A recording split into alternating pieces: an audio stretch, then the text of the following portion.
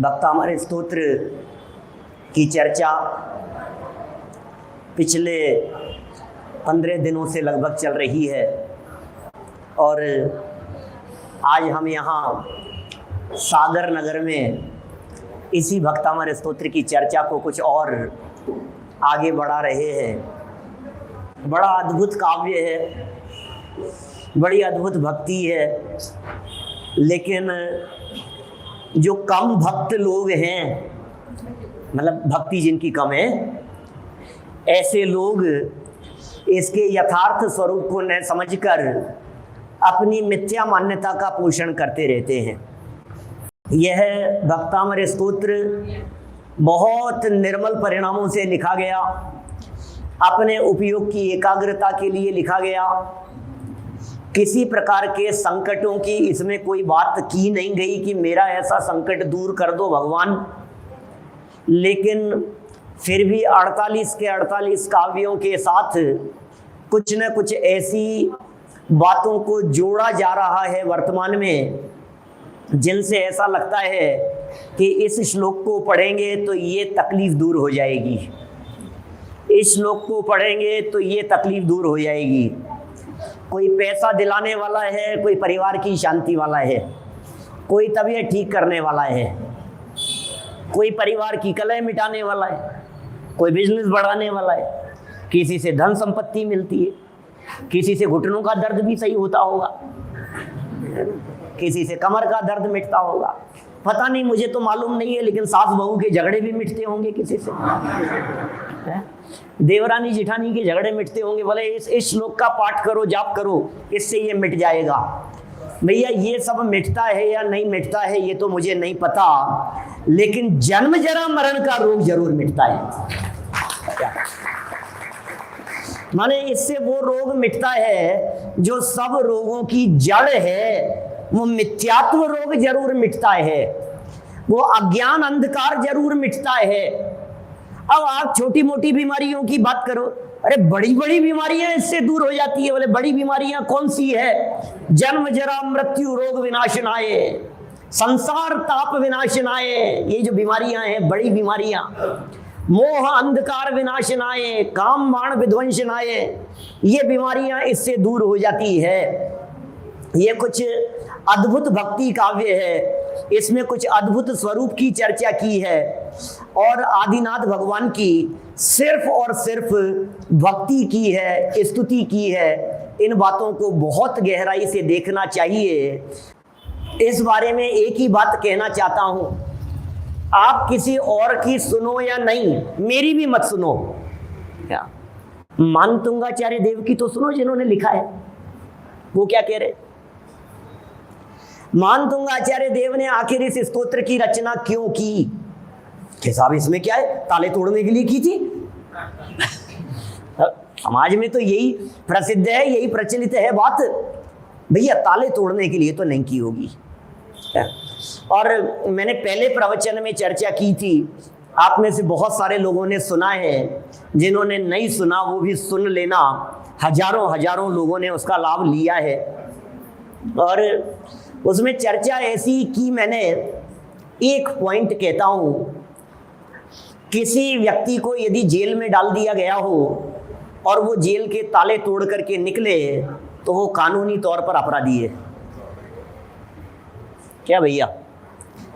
राजा ने यदि उन्हें सजा दी है तो हमारे महामुनिराज ऐसे नहीं हो सकते जो जेल तोड़ करके भागने का प्रयत्न करें। ये कैसे संभव है? ये तो एक साधारण सी बात कह रहा हूं। जो कुछ भी घटना घटी हो, अपने आप टूटे हो कि नहीं टूटे हो, चलिए खैर, यहाँ अष्ट प्रातिहार्यों की चर्चा विगत दिनों में चल रही थी और अष्ट प्रातिहार्यों की चर्चा पूरी हुई और कल हमने चर्चा की कुछ 225 स्वर्ण कमलों की रचना हो जाती है। हे जिनेंद्र भगवान, जब आपका विहार होता है, कितनी सुंदर भक्ति कर रहे हैं प्रभु। जब आपका विहार होता है तो उस विहार के काल में पद्मानि तत्र विबुधा परिकल्पयन्ति, जो देव लोग हैं वो आपके चरणों के नीचे 225 स्वर्ण कमलों की रचना कर देते हैं। अब यहां से हमें बढ़ना है थोड़ा सा आगे। श्लोक नंबर है 37, भक्तामर स्तोत्र। किसी भी किताब में खोलें, किसी भी ग्रंथ में देखें, कहीं से भी प्रकाशित हो। इसलिए मुझसे जब लोग पूछते रहे कौन सी किताब से पढ़ाओगे, कौन सी किताब से पढ़ाओगे, तो मैंने कहा जो आपके यहाँ हो उससे पढ़ाऊंगा। आपके घर में जो होगी उस किताब को खोल करके बैठे। भक्तामर स्तोत्र मूल संस्कृत मानतुंगाचार्य देव की रचना, इसमें कहीं फर्क नहीं है। एकाध शब्द में कहीं दिगंबर श्वेतांबर के अंदर कहीं कुछ फर्क है, बाकी उस फर्क से कुछ मायना नहीं रखता है वो फर्क। देखिए 37 नंबर श्लोक पढ़ते हैं। इत्थम यथा तव विभूतिर्भुजिनेन्द्र धर्मोपदेशन विधो न तथा परस्य याद्रक् प्रभादिल कृतः प्रहतान्धकारा ताद्रक् कुतो ग्रहगणस्य विकासिनोपि।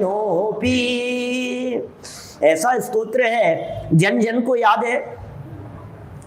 20 स्तोत्र हैं अपने जैन परंपरा में, लेकिन जैसी महिमा, जैसी ख्याति, जैसी प्रसिद्धि इस भक्तामर स्तोत्र की है वैसी किसी स्तोत्र की नहीं है।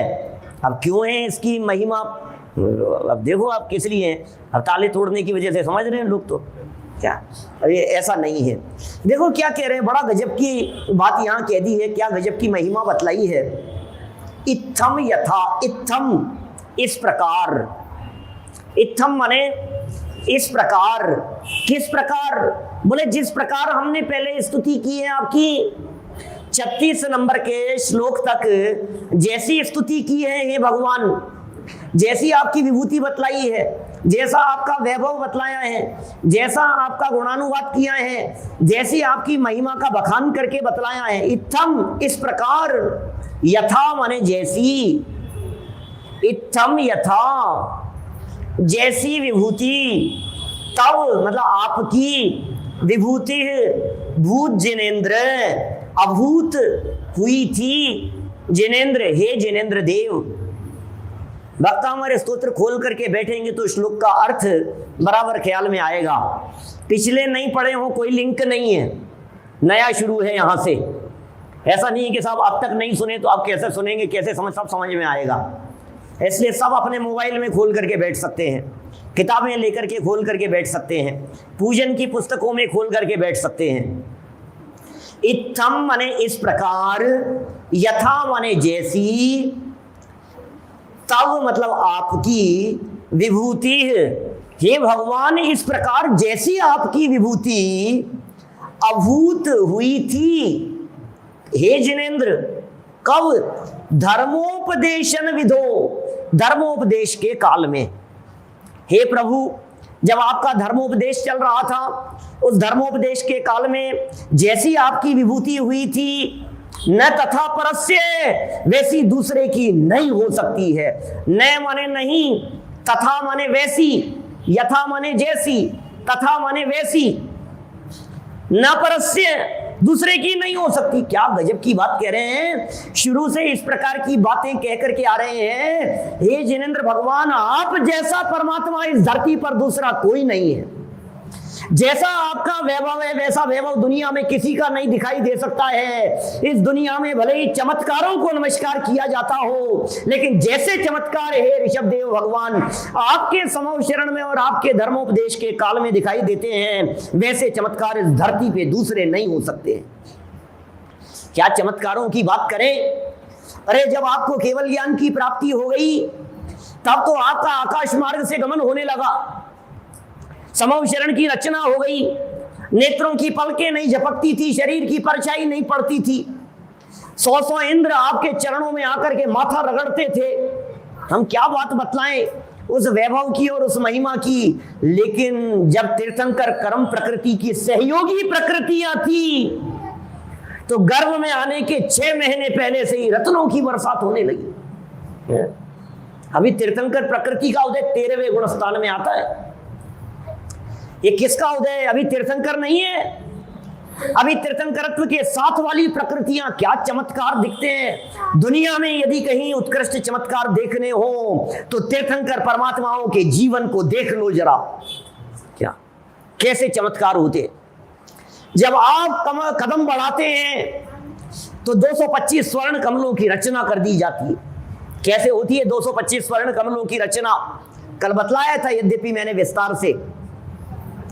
कैसे होती है 225 स्वर्ण कमलों की रचना, समाज में बहुत सारे लोग नहीं जानते। सामने से एक सज्जन पुनः कह रहे हैं कि पुनः बतलाइए एक बार। 2 मिनट में फिर बतलाता हूं, 1 ही मिनट में बतलाता हूं। 14 कमलों की 16 लाइनें हैं। क्या भगवान बीच में एक कमल पर विराजमान है, कमल से 4 उंगल ऊपर अधर विराजमान है। पूर्व में, पश्चिम में, उत्तर में और दक्षिण में 14 कमल की लाइन, और एक सेंटर वाला, तो 15 हो गए उसको मिला करके। तो सेंटर वाले को छोड़ दो तो 14 पूर्व, पश्चिम, उत्तर, दक्षिण, 14 4 लाइनें हो गई। फिर ईशान, आग्नेय, नैऋत्य, वायव्य 4 लाइनें, ये 8 लाइनें हो गई। अब इन 8 के बीच में क्रॉस लाइनें और हैं मध्य में, तो 8 के बीच में 8 लाइनें और हो जाएगी, तो 16 लाइनें बनेगी 14 कमलों की। 14 कमलों की जब 16 लाइनें बनती हैं तो कुल स्थिति बन जाती है 224 कमल हो जाते हैं, और सेंटर में एक कमल जिस पर प्रभु विराजमान हैं। ऐसे 225 स्वर्ण कमलों की रचना होती है। ये सब अद्भुत है। और क्या कह रहे हैं, हे भगवान, जैसा धर्मोपदेश आपका है ऐसा धर्मोपदेश दुनिया में किसी का हो सकता है? मुझे बतलाइए, दुनिया में कौन से परमात्मा ऐसे होंगे, कौन से देवता ऐसे होंगे जो ये कहेंगे कि तुम हमारे जैसे हो। लो, ये तो भक्त बन के आया हमारे चरणों में, और इस भक्त को ये कहे कि तुम भक्त नहीं हो, क्या गलतफहमी में हो? क्या सुनील जी सर्राफ साहब, आप भक्त नहीं हो, क्या गलतफहमी में हो आप? अरे तुम परमात्मा हो, ऐसा कौन कहे? दुनिया में ऐसा परमात्मा मिलेगा कहीं? और धर्मोपदेश देते हैं, ये तत्व की बात बतलाते हैं। वीतरागी तत्व ज्ञान की जैसी चर्चाएं हे जिनेंद्र भगवान आपके तत्वोपदेश में होती है, आपके धर्मोपदेश में होती है, इस धरती पर वैसी चर्चाएं बतलाने वाला, करने वाला दूसरा कोई नहीं है। न तथा परस्य, कौन हो सकता है ऐसी बातें करने वाला? ऐसी अहिंसा की चर्चा, ऐसी अनेकांत की चर्चाएं, ऐसी स्यादवाद की चर्चाएं, ऐसी 2 धर्म परस्पर विरोधी 2 धर्म एक साथ एक ही वस्तु में एट ए टाइम मौजूद है कोई किसी की ताकत बताए ऐसी बातें? जैसी अहिंसा की चर्चा हे भगवान आपके धर्मोपदेश में आती है, ऐसी अहिंसा की चर्चा पूरी दुनिया में कहीं नहीं है। दुनिया में लोग अहिंसा अहिंसा के गीत जरूर गाते हैं। गांधी जी ने देश को आजाद कैसे कराया? बोले अहिंसा के दम पर। अरे सुनो, अन्य मतों की अहिंसा जहां पूरी हो जाती है ना, बस और इससे ज्यादा क्या करोगे? वहां से तो जैन दर्शन की अहिंसा की शुरुआत होती है। प्रादुर्भाव है खलु रागादि नाम भवत्य अहिंसेति तेषामें उत्पत्ति हिंसेति इति जनागमस्य संक्षेप है। ये जनागम का सार है। ये कौन कहे ऐसी बातें, ऐसी स्यादवाद की चर्चाएं? कोई एक द्रव्य दूसरे द्रव्य का कर्ता धर्ता नहीं है, ऐसी भेद विज्ञान की बातें। हे भगवान, इस धरती पर हमें तो कोई दिखाई नहीं देता है। इसलिए क्या एग्जाम्पल दे दिया है नीचे जो एग्जाम्पल दे दिया है उसे देख करके ऐसा लगता है साक्षात जिनेंद्र देव की कैसी महिमा मान तुंगाचार्य देव के हृदय में थी, भगवान की सच्ची भक्ति। और यहाँ तो भक्तों की हालत ऐसी है, इधर भक्तामर का पाठ करते हैं और उधर दुनिया में जगह जगह जाकर के माथा टेकते हैं। अरे तुम भक्तामर भी ढंग से पढ़ लेते तो किसी और के यहाँ माथा नहीं टेक पाते।